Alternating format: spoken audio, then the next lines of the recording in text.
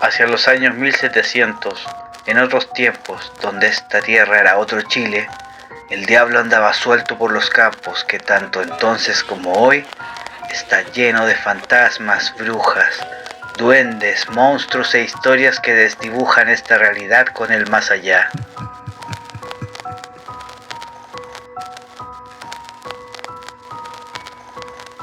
Y en aquellos años eran los jesuitas quienes construyeron su monasterio en el Cajón del Maipo, en la localidad de Obra, cuya edificación aún se encuentra en pie.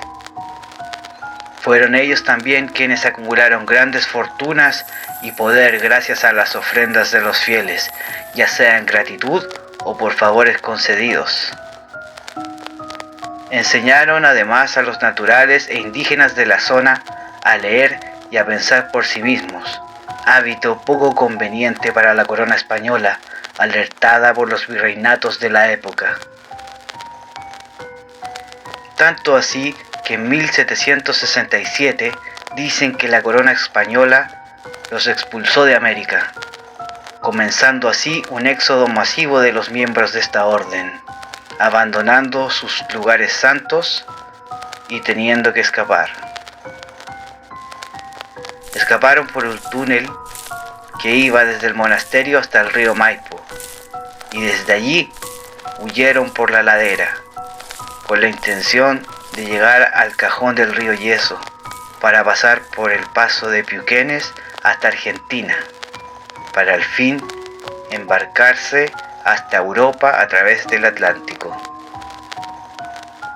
Llevaron consigo las riquezas que los españoles deseaban apropiarse.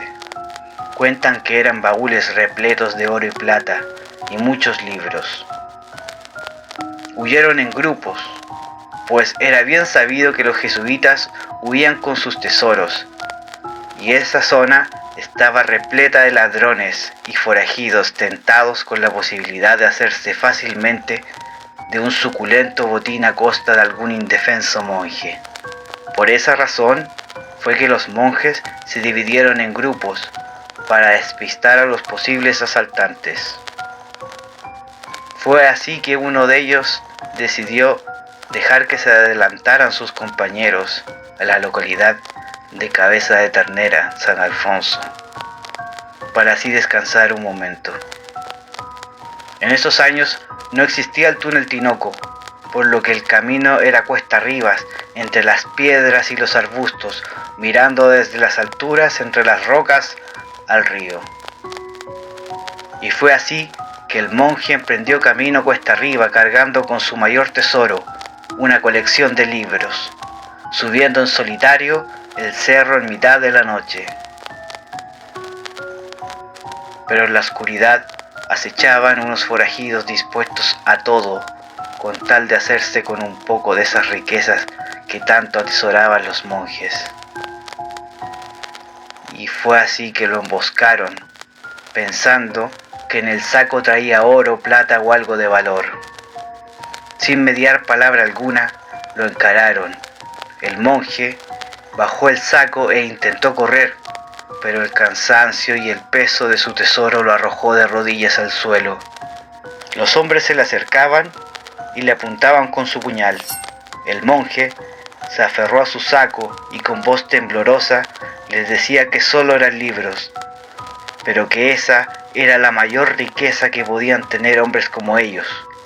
Los forajidos se burlaban y le insultaban horrendamente. Cuentan que el monje de rodillas se encomendó a Dios, y al comenzar su oración en latín, los forajidos se asustaron, pensando que se trataba de alguna clase de maldición que desataría sobre los ladrones las penas del infierno. Fue así que uno de ellos se le acercó con el puñal por detrás y le cortó el cuello. La herida fue tan profunda que le cortó la cabeza de cuajo y la arrojó al río. El cadáver quedó tirado en la ladera del barranco, tiñendo de sangre las rocas. Tremenda fue la sorpresa de los ladrones al abrir el saco y ver que efectivamente eran libros en manos de aquellos hombres que ni siquiera sabían leer.